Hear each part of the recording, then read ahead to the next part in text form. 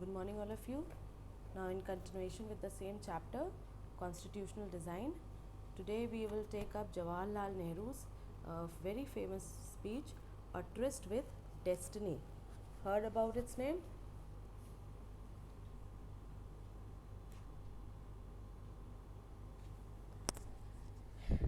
Yes, class 9th. Ever heard about the name Tryst with Destiny? Yes, ma'am. Okay, where have you heard it? The rest of the students haven't heard?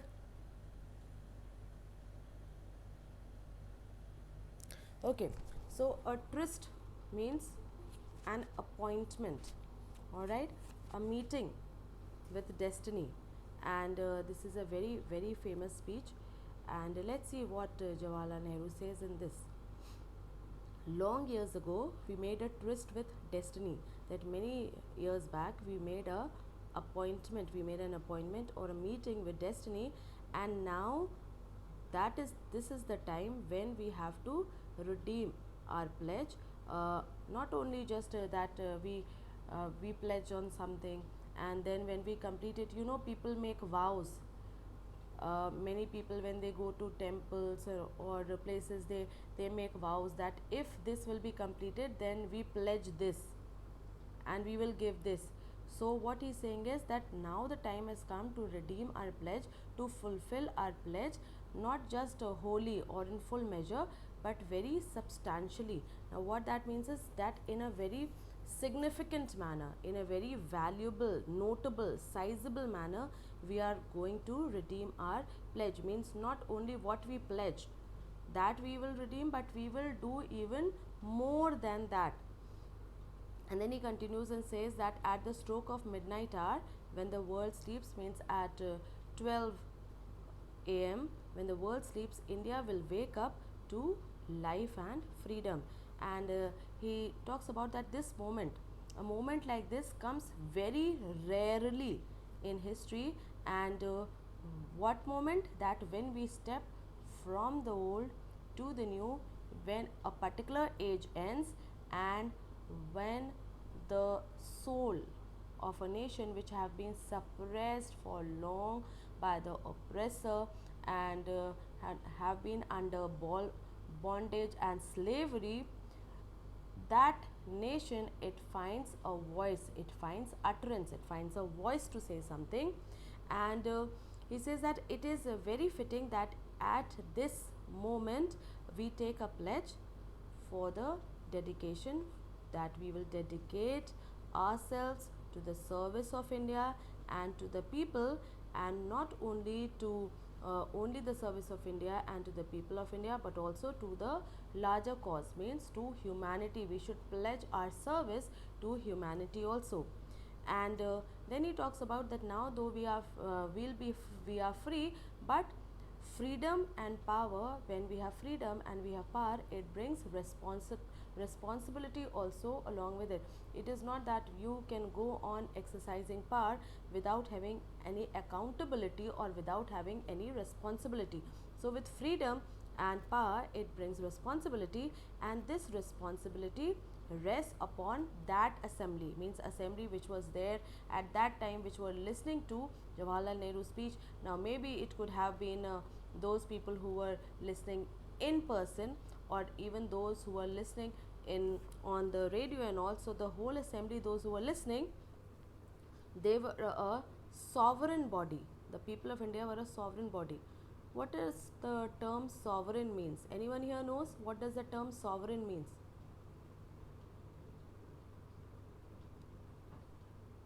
Come on, class 9th, you don't know the meaning of sovereign.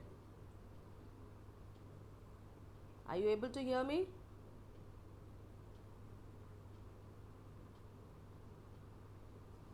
Say yes to that at least. Yes or no to that. Are you able to hear my voice? Yes, ma'am. Okay. Okay. Yes, ma'am. Yes, ma'am.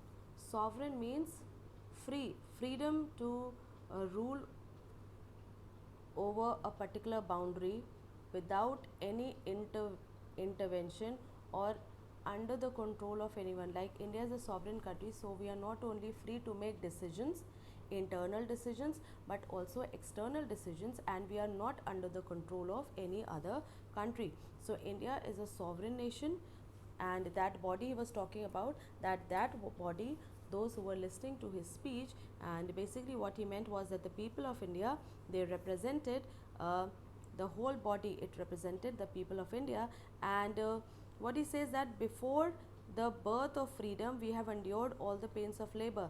So just like a woman goes through labor pains before delivering a baby, so he is saying that before delivering this freedom we have all also endured the pains of labor, and our hearts are heavy with sorrow. Means with the pain that we have endured, our hearts are sorry, because so many people suffered so much, so many people have laid down their lives for the independence and the freedom of their country.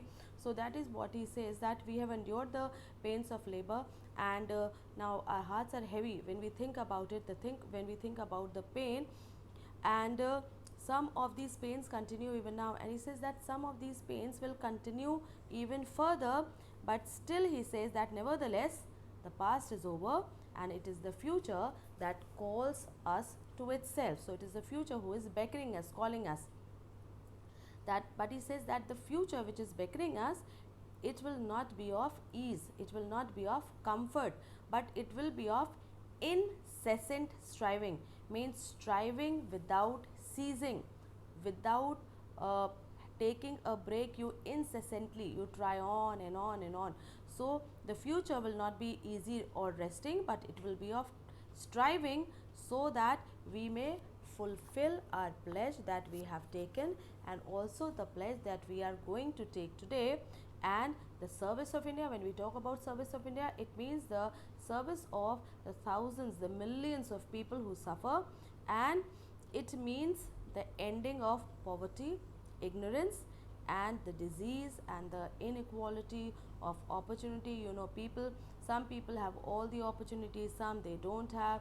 There is no equality of wealth distribution. The society at that time also was an unequal society. And so he says that the when we want to talk about this ending of the suffering of the people, it means the ending of poverty, of ignorance, not being informed, not having proper knowledge, and recovering from all diseases, and having equality of opportunity. That only the suffering of the people will end. The ambition of the greatest man of a generation. Now here he is referring to Mahatma Gandhi, and he's saying that the aspiration, the goal of the greatest person of a generation. Now his goal was, his aspiration was, his ambition was to wipe out every tear from every eye. And then Jawaharlal Nehru, he continues to say, now that will not be possible for us, that we may be able to wipe off every tear from every eye, but as long as there are tears and as long as there are sufferings, so long our work will never end. And what that means, that we as citizens of India, we have to keep on trying and working on. Okay. Now in the pages 48 and 49 you have some sketches about some of the people, those who were members of the Constituent Assembly, and on even from pages 46, 47, 48, 49, now you have to read about all of them, and at least you should know at least briefly about 5 of them, and but still go through all of them and read it properly. Let's continue the philosophy of the Constitution. Now, the values which inspired and guided our freedom struggle. So, the values of universal adult franchise, equality, and fraternity, and liberty. So, those values that inspired the freedom struggle, now in turn these values were also strengthened during the freedom struggle, and they formed the foundation for India's democracy. Now these values are found in our constitution, embedded in our constitution, in the foundation of our constitution, and these values guide all the articles, all the clauses, all the provisions of the Indian Constitution. And the Constitution of India, yesterday we talked about it, it begins with a short statement of its basic values. which we call as the introduction to the constitution or the preamble to the constitution. Now, taking inspiration from the American model, most of the contemporary countries in the world, or most of the countries in the contemporary world, they have chosen to begin their constitution with a preamble. Now, when we read the preamble of a constitution very clearly, and then we could understand the real meaning of each of the keywords. Now, the preamble of Indian constitution, it reads like a poem on democracy, and it also contains the philosophy or the ideals on which the entire constitution has been built, and it provides a standard to examine and evaluate any law. Means not only it was there for that particular time, but even the laws that are passed till now, whether they are good or bad, now all that could be found out by reading the preamble to the Indian constitution. Now, if you see here, the preamble of the United States and the preamble of South Africa is also given along with the preamble of India. So, now we will do the preamble of India. Okay, someone read out the preamble. Who will read it out?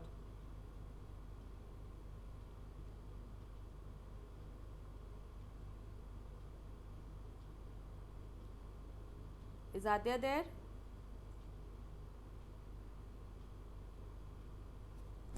Yes, ma'am. हाँ बेटा, read out the preamble. We, the people of India, having solemnly resolved to constitute India into a sovereign, socialist, secular, democratic republic, and to secure to all its citizens justice, social, economic, and political liberty of thought, expression, belief, faith, and worship, equality of status and of opportunity, and to promote among them all fraternity, assuring the dignity of individuals and unity and integrity of the nation. In our Constitution Assembly, this 26th day of November 1949, do hereby adopt, enact, and give to ourselves this Constitution.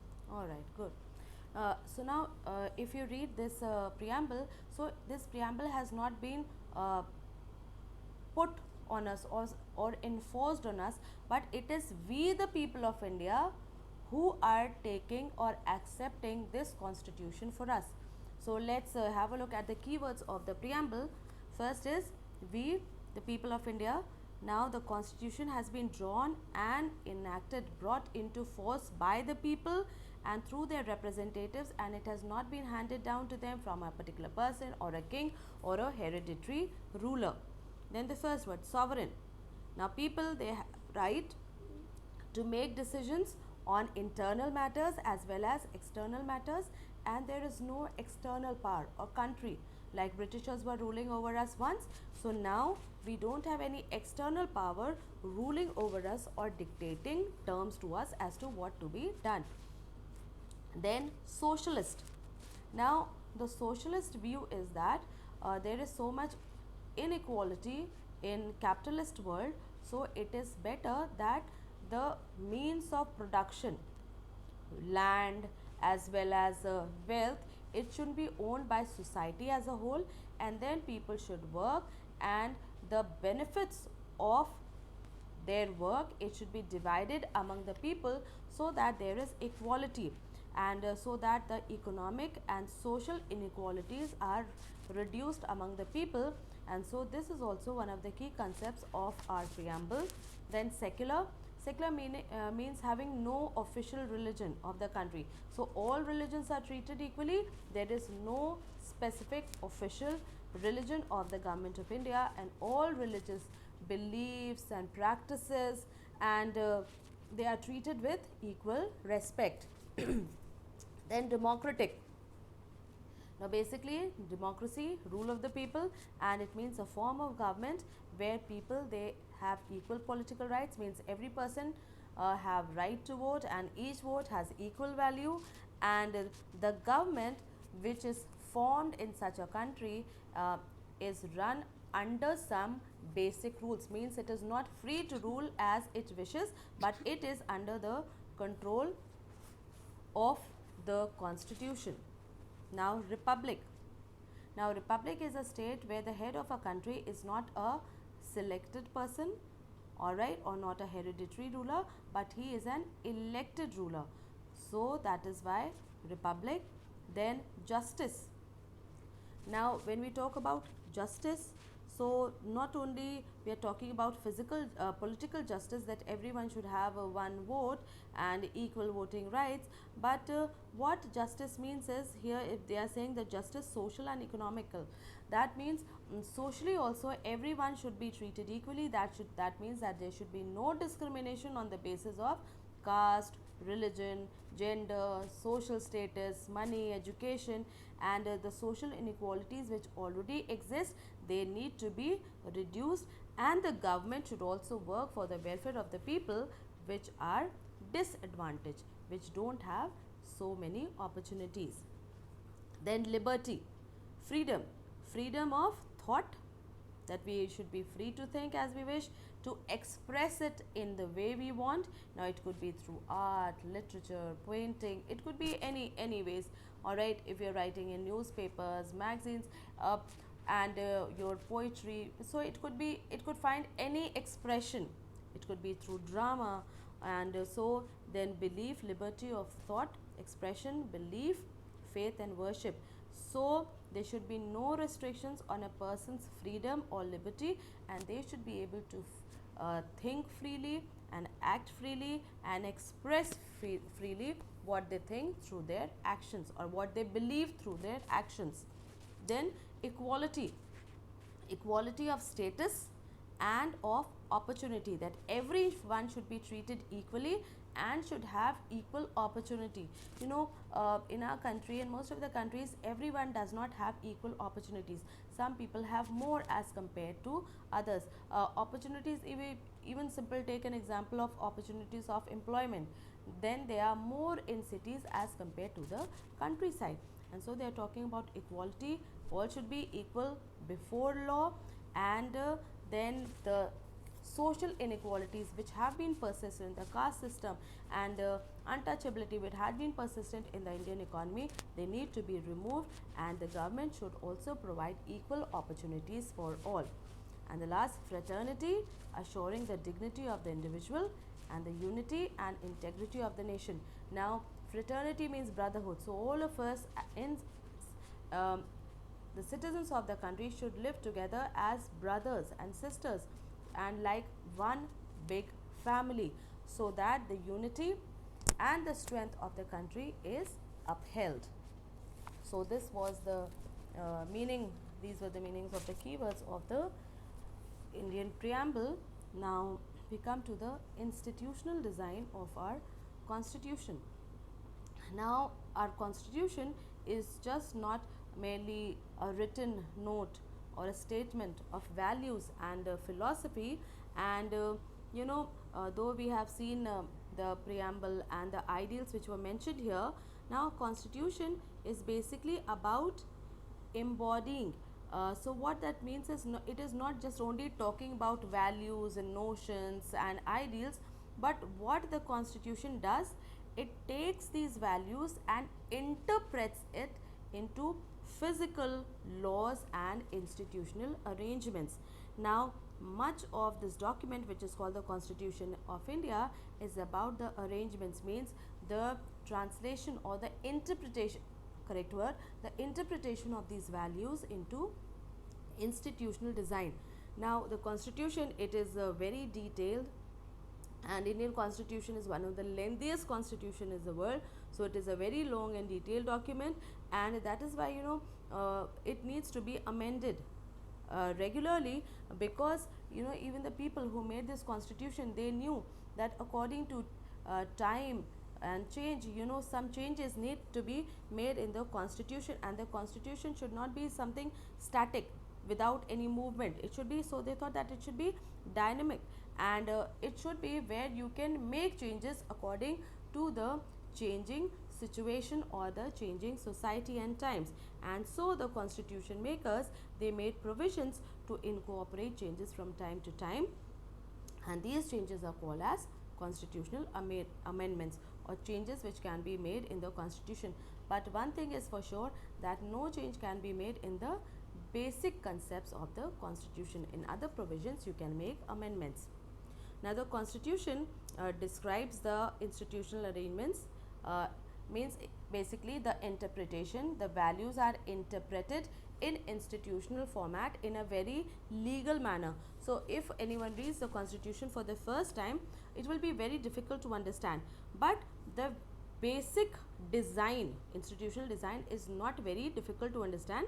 And so what is there in the constitution, what we are talking as institutional design is that the constitution of India, it clearly lays down that what would be the procedure to elect members or representatives in a country, what would be the form of government followed in the country, then how will the people be elected for that form of government, which what will be the powers of the people in power, all right, what would be their limitations, then how many organs of the government would be there, and then what would be the rights of the citizens of the country. Now all this is there in the constitution, and their interpretation is what is the institutional design. And the remaining 3 chapters in this book, they are about the working of the Indian constitution, and we should also have a look at some of the important key provisions in each chapter, and we will understand that how they works. But obviously this textbook will not cover everything, and this will continue, this tour of democracy, it will continue through next year also, in class 10th also. But as of now, it will be till here only, that what is the institutional design? The interpretation of the values which are there in the preamble, how they are interpreted into physical departments like the organs of the government and the levels of the government, the powers of the people, how they'll be elected and everything. That is what is. So basically, what are the institutions that we are talking about? We are talking about the president, the parliament, the prime minister. We are talking about legislature, executive, judiciary, and all that. So they are the various institutions of the government. So that is it. Have you all understood the chapter? Yes, ma'am. Is there anything that you have not understood? All right. Should I give you a few questions today? Why no? Because otherwise you will have to wait for next week Thursday. Then only. कल period है ma'am, कल period है, हम कल period है. No beta, I don't know. Yes, ma'am. I am, ma'am. No beta, I know what I am talking about. This week I have just 2 periods with you, Monday and Tuesday.